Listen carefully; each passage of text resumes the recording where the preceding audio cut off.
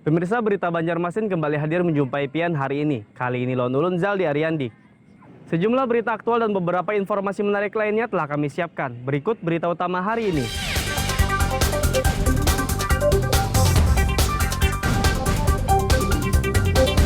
Menyalahgunakan pupuk bersubsidi, 2 warga desa Marindi Tabalong ditangkap polisi.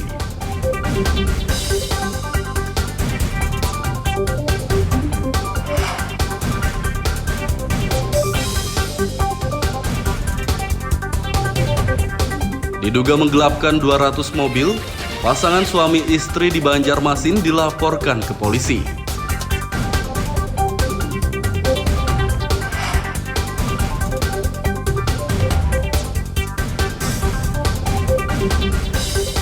Empat 40 rumah di Kabupaten Batola rusak diterjang angin puting beliung.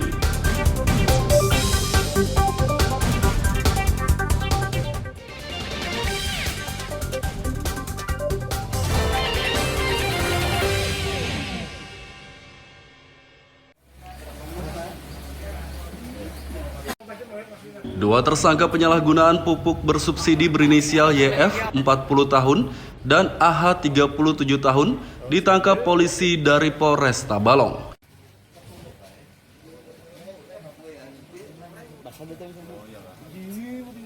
Kedua warga desa Marindi, Kecamatan Harwai, Tabalong ini menyalahgunakan pupuk bersubsidi untuk mendapat keuntungan yang lebih banyak. Dari mereka, petugas menyita pupuk bersubsidi sebanyak 272 karung atau sekitar 13,6 ton. Pupuk jenis urea dan NPK tersebut mereka beli dari seseorang berinisial I asal Kabupaten Hulu, Sungai Tengah. Pupuk itu kemudian dipasarkan ke Kalimantan Timur dengan harga lebih tinggi. Kasat Reskrim Ibtu Galih Putra Wiratama mengatakan, kedua tersangka menyalahgunakan pupuk bersubsidi selama 5 bulan dengan keuntungan sekitar 90 juta rupiah per pekan. Dalam semalam saja mereka bisa mengumpulkan keuntungan kurang lebih 30 juta. Bisa dibayangkan total potensi kerugian negara yang setelah kita periksa selama 5 bulan hampir mencapai 1,5 miliar. Kapolres AKBP Riza Mutakin membeberkan modus operandi yang digunakan oleh kedua tersangka, yakni mengangkut pupuk tersebut ke Kalimantan Timur dengan mobil pickup yang ditutupi terpal pada dini hari. Bersangkutan atau tersangka berupaya mengelabui petugas dengan menutup mobil atau sarana pengangkutnya, itu menggunakan terpal dan memantau situasi jam yang kira-kira lengahnya petugas. Penyalahgunaan pupuk bersubsidi ini menyebabkan kerugian negara sekitar 1,5 miliar rupiah. Polisi masih memburu pelaku berinisial I yang menjual pupuk bersubsidi kepada kedua tersangka. Dari Kabupaten Tabalong, Lutfi Darlan melaporkan. Kenal kah korban?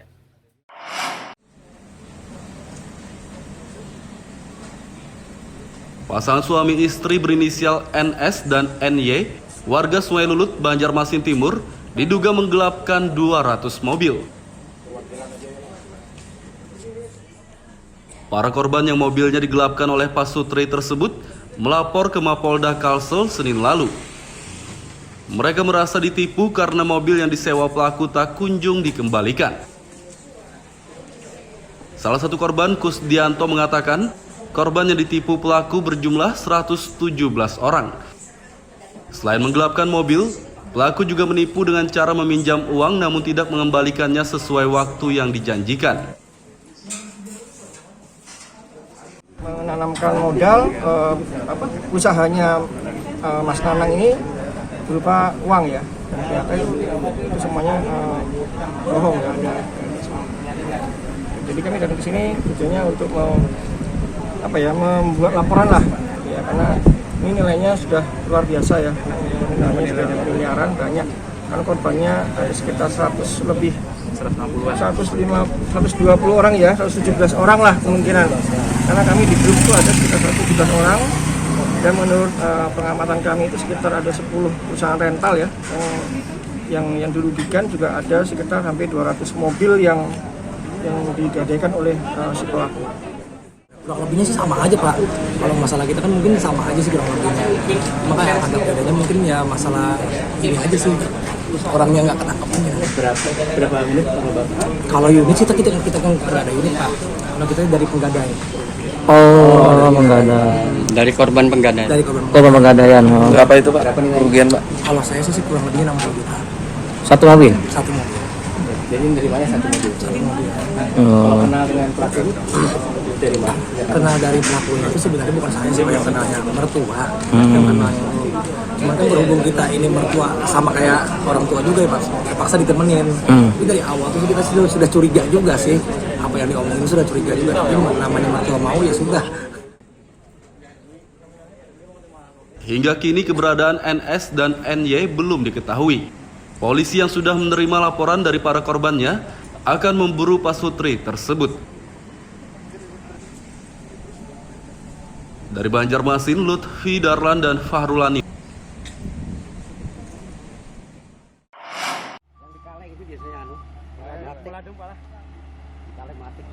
Kejaksaan Negeri Kabupaten Banjar memusnahkan 1.197 botol minuman keras Selasa pagi.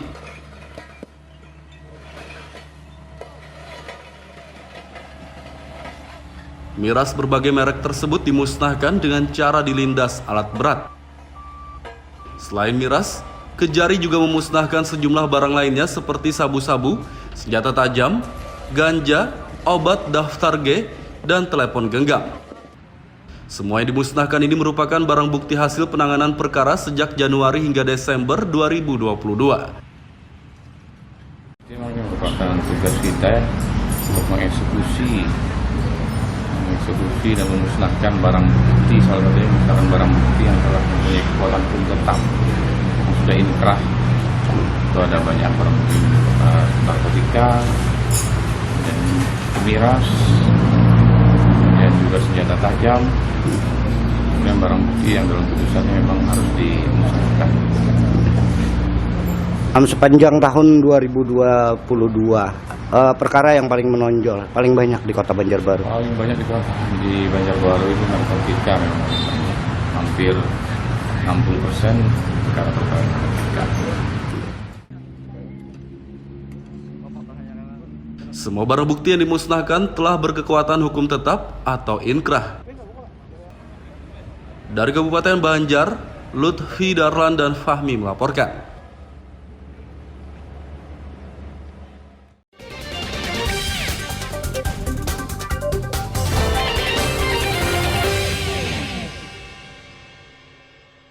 Pemirsa masih bersama kami dalam Habar Banjarmasin. Gasan pian yang hanyar bergabung, berikut Habar Banjarmasin utama hari ini.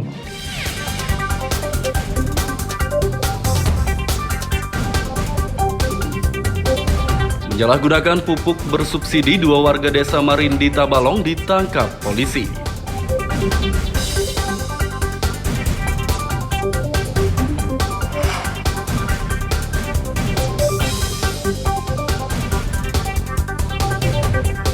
Diduga menggelapkan 200 mobil, pasangan suami istri di Banjarmasin dilaporkan ke polisi.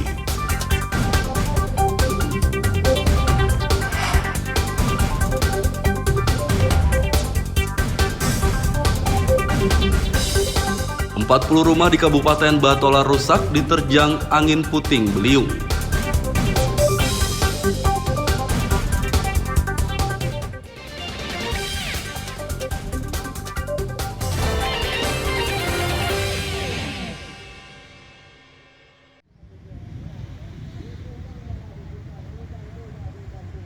Puluhan rumah di Kabupaten Batola rusak diterjang angin puting beliung Senin sore.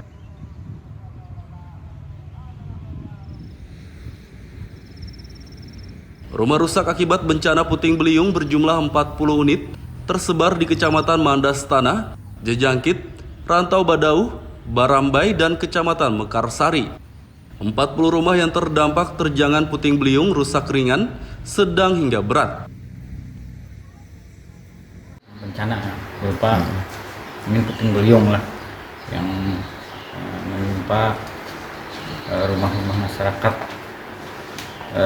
Data sementara yang ada pada kami yang karena dampak puting beliung ini ada kurang lebih 40 buah rumah ya, yang berlokasi di beberapa kecamatan, di antaranya Kecamatan Badau, Kecamatan Mandastana, Kecamatan Jangkit, kemudian Kecamatan Sari, dan Kecamatan Barambai. Sejumlah korban puting beliung di Desa Sungai Pantai, Kecamatan Rantau Badau belum bisa memperbaiki rumah mereka. Salah satu korban, Zainuddin, mengatakan rumahnya belum diperbaiki karena ia tidak memiliki uang untuk membeli material bangunan. Minta bantuan bang itu nah minyak kawat dah beliakan nang ada ini barang tangannya dah supaya kawat dia ini pelanghan. Jadi apa yang diperlukan lagi nih? Banyak nah seng, pertama kan seng anunya apa balok-baloknya itu bang pako. Jadi waktu kejadian tuh di dalam rumah kah, Bun Pian? Dalam rumah ada bang, ke rumah ada keluar semuanya bang.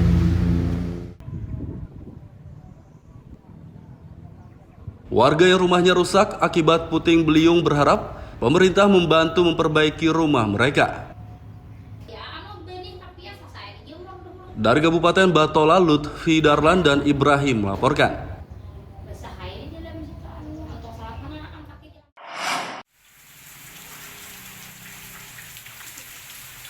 Warga Banjarmasin diimbau mewaspadai cuaca buruk yang belakangan ini terjadi.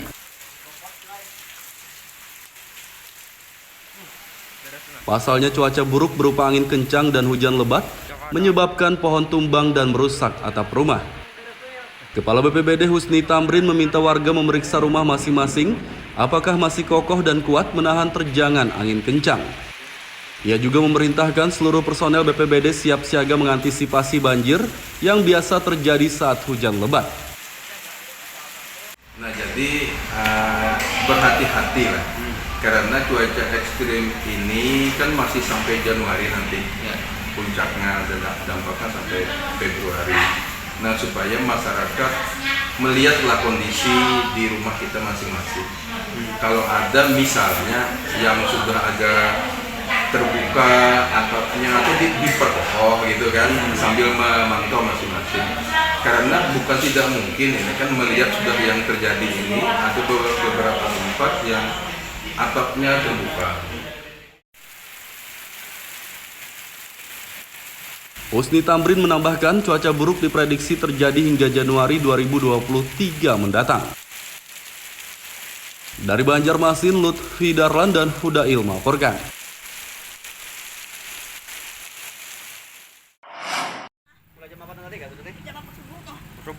Berapa hari dah? Cuaca buruk dalam beberapa hari terakhir menyebabkan gelombang tinggi di perairan Kalimantan Selatan dan Laut Jawa.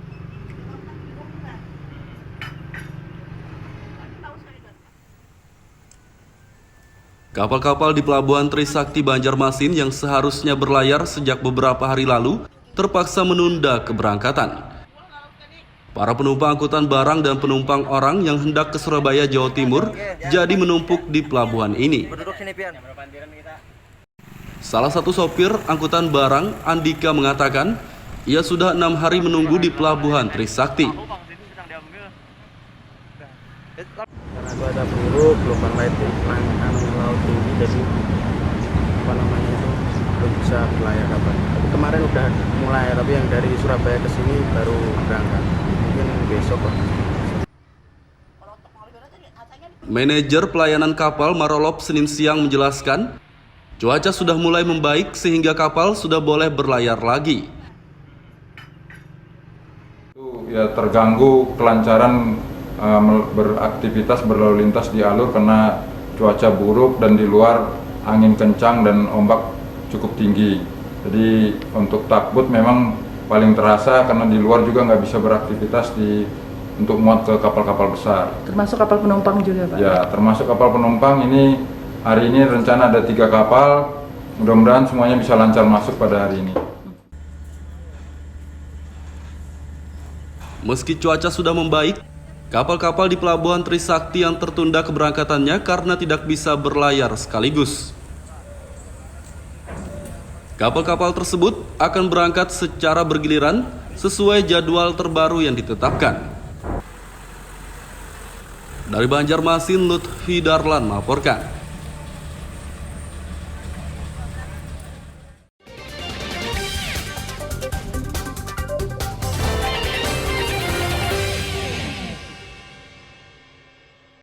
Pemirsa masih bersama kami dalam Habar Banjarmasin.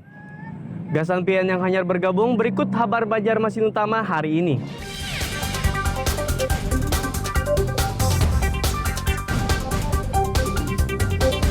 Menyalahgunakan pupuk bersubsidi, 2 warga desa Marindi Tabalong ditangkap polisi.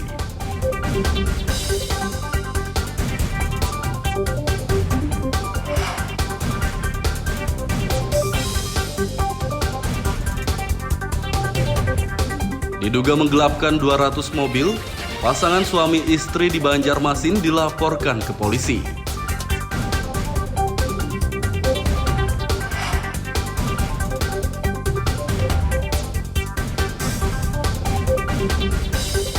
Empat 40 rumah di Kabupaten Batola rusak diterjang angin puting beliung.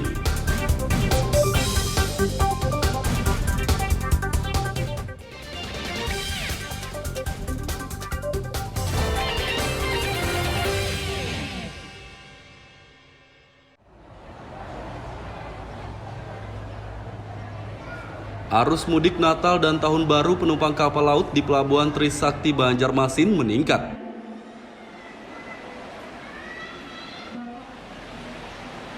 Selasa siang, pelabuhan yang berlokasi di kawasan Yosudarso, Banjarmasin Barat itu dipadati ratusan penumpang. Direktur Utama PT Dharma Lautan, Anton Wahyudi mengatakan, sejak 26 Desember 2022, peningkatan jumlah penumpang kapal mencapai 80%. Sedangkan terkait penundaan keberangkatan kapal akibat cuaca buruk beberapa hari lalu, dipastikan tidak terjadi lagi selama 7 hari ke depan. Untuk saat ini liburan tahun baru mulai meningkat juga per tanggal 26. Bang, apakah nanti apabila cuaca akan maksudnya ombak tinggi lagi, apakah kemungkinan akan terjadi penundaan kapal lagi, Bang, keberangkatan? Kita selalu mengupdate BMKG ya dari cuaca itu sendiri. Untuk 7 hari ke depan insya Allah tidak ada perubahan, jadi sudah mulai reda. Mungkin kapal kita akan terus melayani.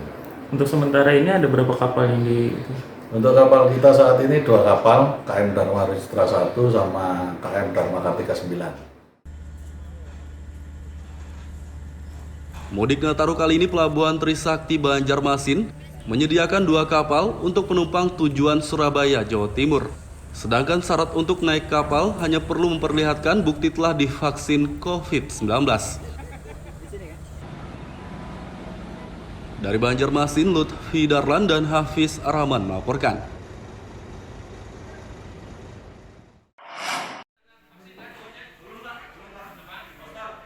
Libur Natal dan Tahun Baru, permintaan vaksin COVID-19 di Kabupaten Tabalong meningkat. Dalam 2 pekan terakhir, banyak warga yang meminta divaksin COVID-19 di Pusat Pelayanan COVID RSUD Usman Dundrung Tanjung. Meningkatnya permintaan menyebabkan stok vaksin COVID-19 jenis Sinovac, Pfizer, dan Zivivac kosong. Saat ini vaksin COVID-19 yang tersedia di Pusat COVID RSUD Usman Dundrung hanya jenis Sinopharm untuk dosis ketiga atau booster. Alhamdulillah untuk antusias masyarakat cukup tinggi menjelang Natal dan Tahun Baru. Untuk ketersediaan vaksin di COVID Center cuman ada booster untuk Sinopharm, yang lainnya masih kosong. Meningkatnya permintaan vaksin COVID-19 karena vaksinasi masih menjadi syarat perjalanan melalui transportasi udara. Dari Kabupaten Tabalong, Lutfi Darlan melaporkan.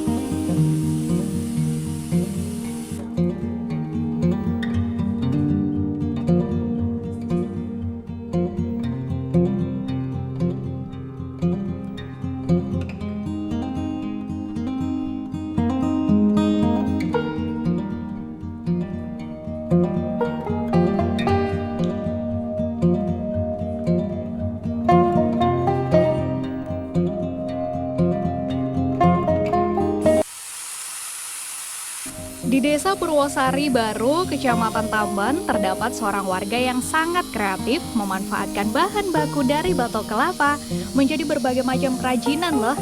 Seperti miniatur satwa endemik Bekatan, figura, pot bunga, topeng, dan berbagai macam kerajinan lainnya. Dia adalah Sumaji, warga Desa Purwosari, Kecamatan Tamban, Kabupaten Batola. Tidak hanya membuat berbagai macam kerajinan dari batok kelapa, Sumaji juga memanfaatkan isi kelapa menjadi virgin coconut oil atau VCO. VCO diketahui sangat bermanfaat bagi kesehatan. Di antaranya meningkatkan energi dan stamina, juga mengurangi peradangan kronis. Sumaji mengatakan bahan utama kerajinan dibuat dari tempurung kelapa, namun isi kelapa tidak dibuang, melainkan memanfaatkannya untuk membuat VCO. Sumaji menggeluti kerajinan dari batok kelapa ini sudah kurang lebih selama 4 tahun. Namun sayangnya usaha ini terkendala pemasaran dan peralatan yang digunakan masih belum lengkap. Sementara ini, untuk membuat berbagai kerajinan, Sumaji hanya bisa mengandalkan peralatan seadanya. Sedangkan untuk memasarkan hasil kerajinan buatannya, terkadang Sumaji hanya memasarkannya saat event peringatan hari jadi kabupaten atau provinsi saja. Kelapa dalam sebuah, jadi dari tempurungnya, dari sabutnya, dari manggar-manggarnya, dari upihnya. Jadi kita mencoba untuk menjadikan semua itu bisa digunakan, bisa digunakan untuk kerajinan-kerajinan. Nah, kalau untuk kelapa dalamnya sendiri, ya kita sudah membuat VCO, jadi virgin coconut oil itu kita sudah kita buat dan ini sudah kita pasarkan. Dan insya Allah masyarakat kita di lingkungan kita ini sudah bisa sudah mengetahui juga, bahkan sudah ada yang menggunakan untuk pengobatan karena ini sifatnya herbal.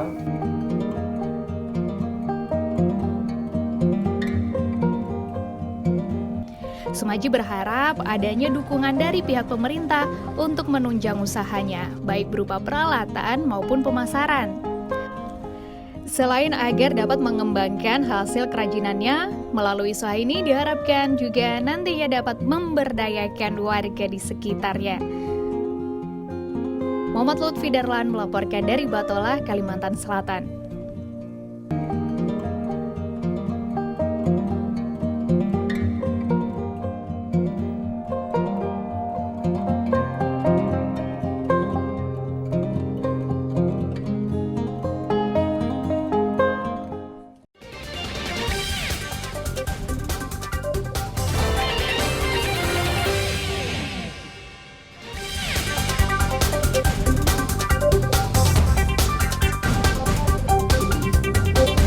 Menyalahgunakan pupuk bersubsidi, 2 warga desa Marindi Tabalong ditangkap polisi.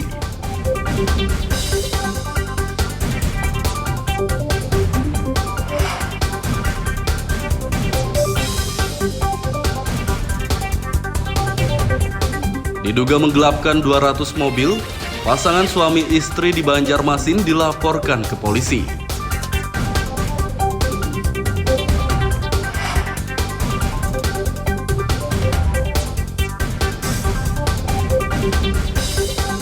Empat 40 rumah di Kabupaten Batola rusak diterjang angin puting beliung.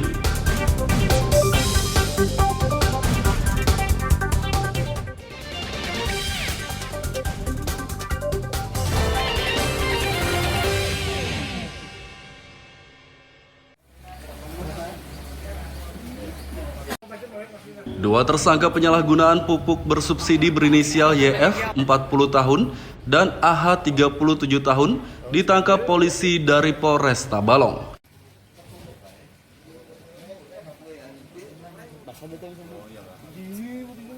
Kedua warga desa Marindi, Kecamatan Haruai Tabalong ini menyalahgunakan pupuk bersubsidi untuk mendapat keuntungan yang lebih banyak. Dari mereka petugas menyita pupuk bersubsidi sebanyak 272 karung atau sekitar 13,6 ton.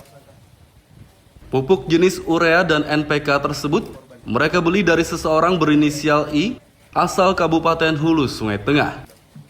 Pupuk itu kemudian dipasarkan ke Kalimantan Timur dengan harga lebih tinggi. Kasat Reskrim Ibtu Galih Putra Wiratama mengatakan, kedua tersangka menyalahgunakan pupuk bersubsidi selama 5 bulan dengan keuntungan sekitar 90 juta rupiah per pekan. Dalam semalam saja mereka bisa mengumpulkan keuntungan kurang lebih 30 juta.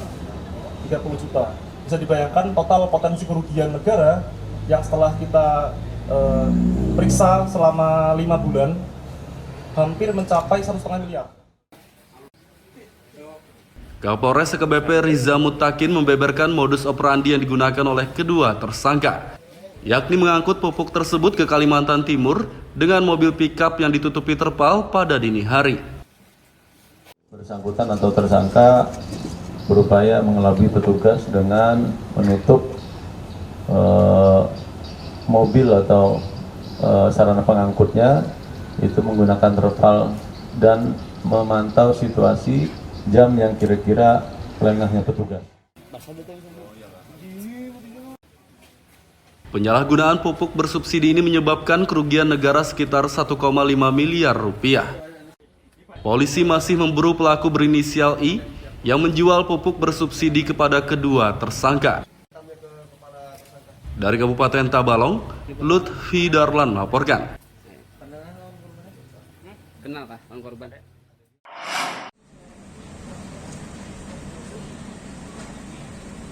Pasangan suami istri berinisial NS dan NY, warga Sungai Lulut, Banjarmasin Timur, diduga menggelapkan 200 mobil. Para korban yang mobilnya digelapkan oleh pasutri tersebut melapor ke Mapolda Kalsel Senin lalu. Mereka merasa ditipu karena mobil yang disewa pelaku tak kunjung dikembalikan. Salah satu korban, Kusdianto, mengatakan korban yang ditipu pelaku berjumlah 117 orang. Selain menggelapkan mobil, pelaku juga menipu dengan cara meminjam uang namun tidak mengembalikannya sesuai waktu yang dijanjikan. Menanamkan modal, usahanya Mas Nanang ini berupa uang ya, ternyata itu semuanya bohong ya.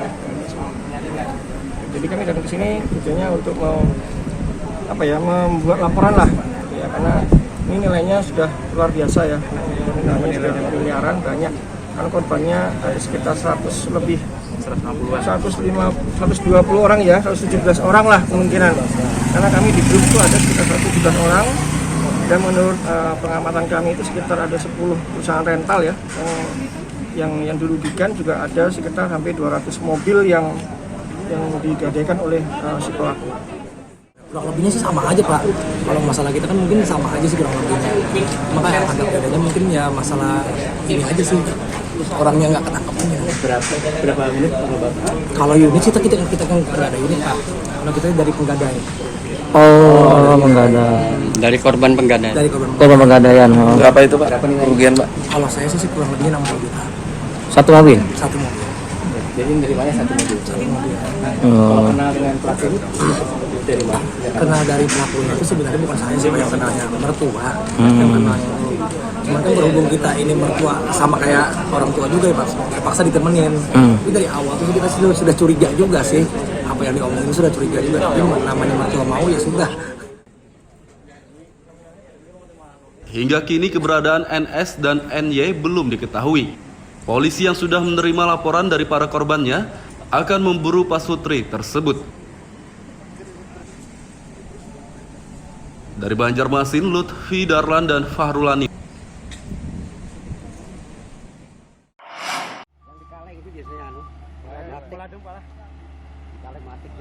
Kejaksaan Negeri Kabupaten Banjar memusnahkan 1.197 botol minuman keras Selasa pagi.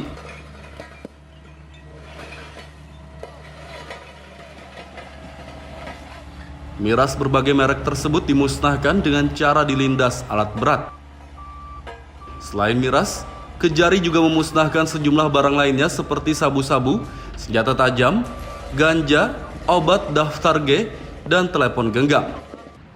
Semua yang dimusnahkan ini merupakan barang bukti hasil penanganan perkara sejak Januari hingga Desember 2022. Ini merupakan tugas kita untuk mengeksekusi dan memusnahkan barang bukti, salah satunya memusnahkan barang bukti yang telah mempunyai kekuatan hukum tetap, yang sudah inkrah. Itu ada banyak barang bukti narkotika, dan miras, dan juga senjata tajam, dan barang bukti yang dalam putusannya memang harus dimusnahkan. Sepanjang tahun 2022, perkara yang paling menonjol, paling banyak di Kota Banjarbaru. Paling banyak di Banjarbaru itu narkotika, memang hampir 60% perkara-perkara narkotika. Semua barang bukti yang dimusnahkan telah berkekuatan hukum tetap atau inkrah. Dari Kabupaten Banjar, Lutfi Darlan dan Fahmi melaporkan. Pemirsa, informasi tadi sekaligus menutup perjumpaan kita kali ini. Ulun Zaldi Ariandi, lawan buhan redaksi mengucapkan selamat beraktivitas, sampai jumpa.